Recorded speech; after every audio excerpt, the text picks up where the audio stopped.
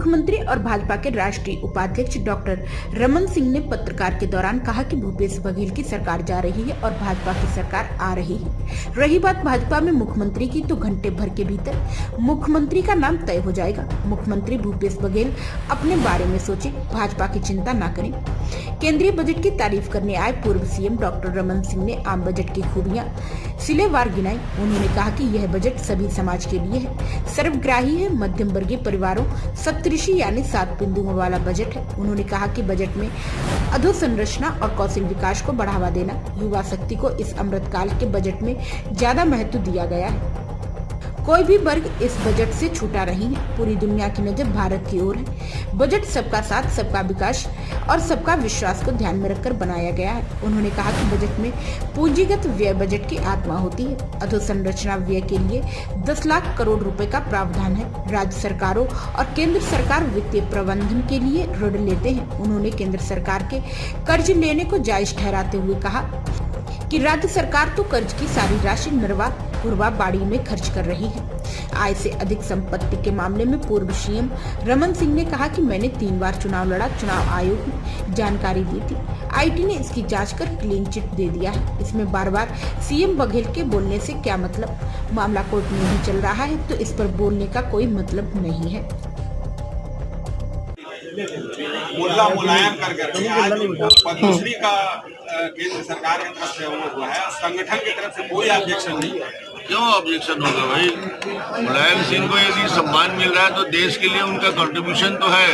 राजनीतिक दृष्टि से आलोचना करना एक अलग विषय होता है, मगर सामाजिक क्षेत्र में उसके योगदान के लिए यदि उन्हें पुरस्कृत किया जाता है तो कोई बुराई नहीं। आरएसएस के बड़े नेता कहते हैं, बोल दिया गया भाजपा की ओर से कि अपनी टिकट देख लीजिए करके, और आपके बेटे के लिए भी चिंता करनी चाहिए। उसको न 14 विधायक की चिंता करने की जरूरत है, न बीजेपी की चिंता करने की जरूरत है। उसको चिंता ये करना है उसके विधायक चुनाव लड़ने से इनकार क्यों करते जा रहे हैं। टीएस सिंहदेव बोलता है मैं निर्णय ले लूंगा, अलग अलग विधायक बोलते हैं कि हम चुनाव लड़ेंगे कि नहीं लड़ेंगे ये तय करना मुश्किल है। तो जब कांग्रेस में इतनी घोर निराशा है और सब लोग भाग रहे हैं, तो इसके लिए मतलब स्पष्ट है कि कांग्रेस में आज पूरी तरीके से निराशा व्याप्त है और वो चुनाव लड़ने से भागना चाह रहे हैं। ये बाबा रामदेव कह रहे हैं कि केवल नमाज पढ़ना ही उनके लिए प्राथमिक है, मुसलमानों के लिए, बाकी वो सारे काम राजनीतिक कर लेते हैं। उनका कहना है कि भाई अनैतिक काम ना हो, नमाज तो पढ़े, नमाज करने में को रोके। कुछ कांग्रेसी भाजपा के संपर्क में है क्या? देखिए, संपर्क राजनीतिक दृष्टि से ऐसा कोई खुला संपर्क नहीं होता। राजनीतिक दृष्टि से बातचीत चर्चा होती है और समय पर निर्णय लिया जाता है। आरएसएस के बड़े नेताओं ने महंगाई की बजट में क्या हुआ, क्या नंबर पे है? पूरी दुनिया में 10वें नंबर पे है महंगाई में भारत, किस तरह से रोकेंगे?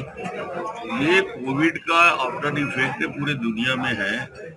कोविड के 2 साल में दुनिया की इकोनॉमी बैठ गई, मगर हिंदुस्तान की इकोनॉमी मजबूती के साथ खड़ी है। बाकी अड़ोस पड़ोस के हमारे राज्यों को देखिए, देश को देखिए, क्या दुर्गत हो रहा है, क्या दुर्दशा हो गया है। और इंडिया की इकोनॉमी आज भी मजबूती से दुनिया में नंबर 1 में बनी हुई है।